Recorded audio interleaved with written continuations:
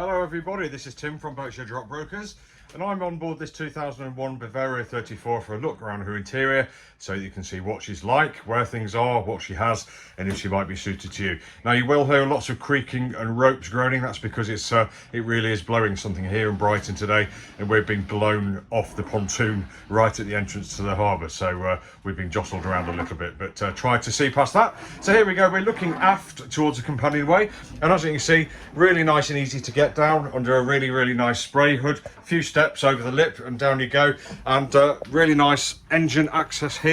Very nice and easy to have a quick look while you're at sea, but obviously while that lid's up it will be out of action for the crew, but we do have access in the port and starboard cabins, which I'll show you in a moment.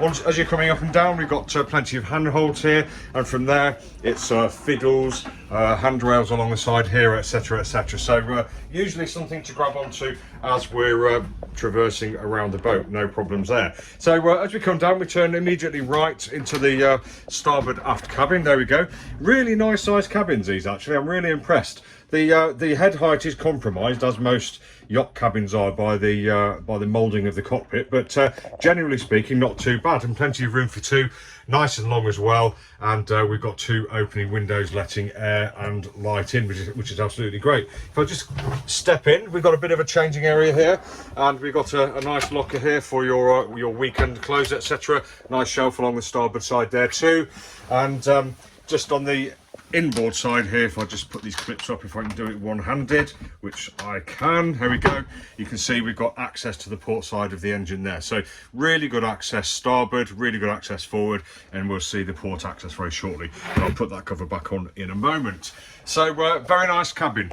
Now as we step out, then the first thing we encounter on the right hand side is the navigation station. There we go. Kind of a standard layout really. We have a cupboard underneath, we've got a lifting lid with room for your charts, etc. inside, fiddled as well to stop everything rolling off. We've got a nice seat here for the helm with a cupboard underneath there for all your engineering spares or whatever you want to keep under there. And on the outboard side, as usual, we've got an array of instruments. We've got the radio, the electrics panel, and a few little binnacles for things like emergency VHF aerials. We've got the EPIRB in there as well, etc, etc. So all very straightforward, and no surprises there, and forward facing as well, and within good shouting distance of the companionway, which is always handy for the navigator. So as we look along the starboard side, you can see, I'll start at the top. We've got nice headroom down here. I'd say probably just under 6 feet. We've got nice moulded headlining there, so no droopy headlining on this boat. Nice downlighters, good windows with curtains, and we've got the dark wood absolutely everywhere, which looks lovely. Maybe a bit dark for some people, but it does look in good order to me. And as we come down, we can see we've got a shelf unit here with cupboards either side, excuse the sun. So we've got nice cupboards there, and we've got a stereo nestling in there, in the drinks cabinet, etc. Big shelf there with a fiddle on, another cupboard up forward with a stereo speaker inset, and nice sized berth here, which does open up. If you look in the photos, the back lifts up and gives us a nice wide berth underneath there. Not quite a double obviously, but nevertheless you do get a little bit more room if you're staying on this boat overnight. Fantastic. So I'll just sidle over this way to get a look at the compartment from this side. As you can see, we've got a nice saloon table in the middle with two leaves that do lift up and make into a big saloon table. We have drawers here for our bits and pieces too, very nice. And nestling in here with the secret operating, if I can't do it with one hand, I guess I can, there we go. The secret operating position, we've got room for our wine in there as well. So somewhere to hide things from people who don't want to get things. Looking forward, we've got two doors here, one leading to the heads, one leading to the forward cabin. I'll open the starboard one first, and we find the forward cabin.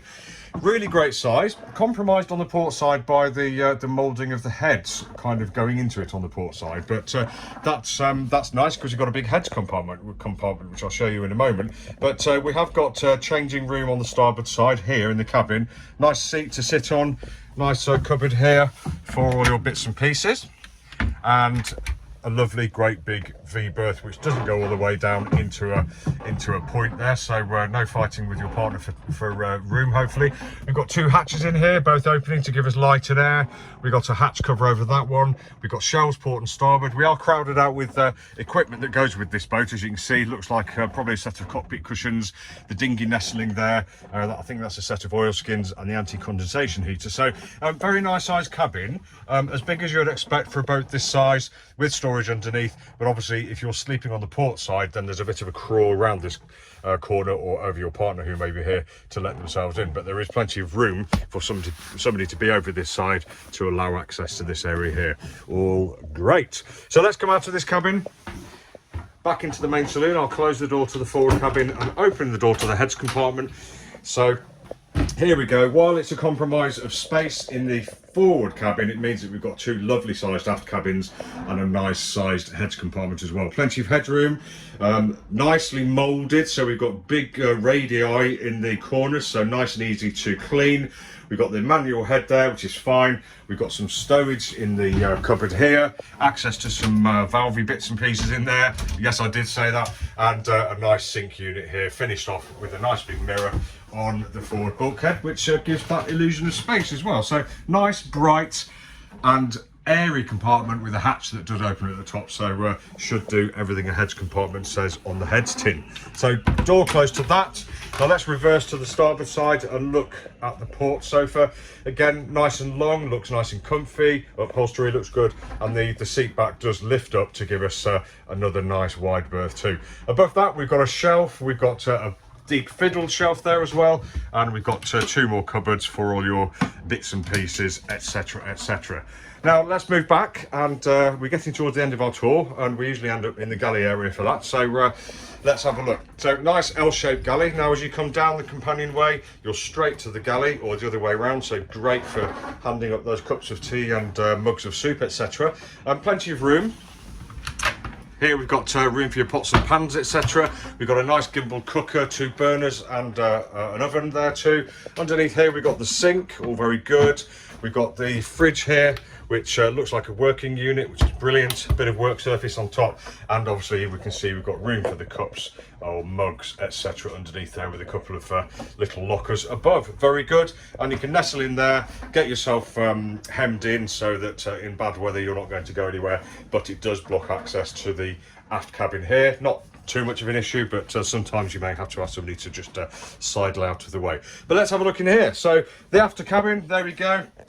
Again, quite low with the headroom at the forward end there, but that's just because of the moulding of the cockpit above. And again, I think this is just a mirror image of the other one. We've got 2 opening windows, locker on the outboard side.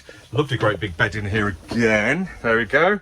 Well, it's a little bit dark in here, and if I just open these 2 latches here, let's see if we can get into the engine compartment. Yes, we can. There's the access to the port side of the engine, so I really like that they've thought about the engineers for once and made it easy to get to the engine. Very, very good. So this has been Tim from Boatshed Yacht Brokers on board this 2001 Bavaria 34. If you'd like any more information, just go to boatshedbrighton.com for lots more pictures, videos and virtual reality. Thanks for watching and have a fantastic day.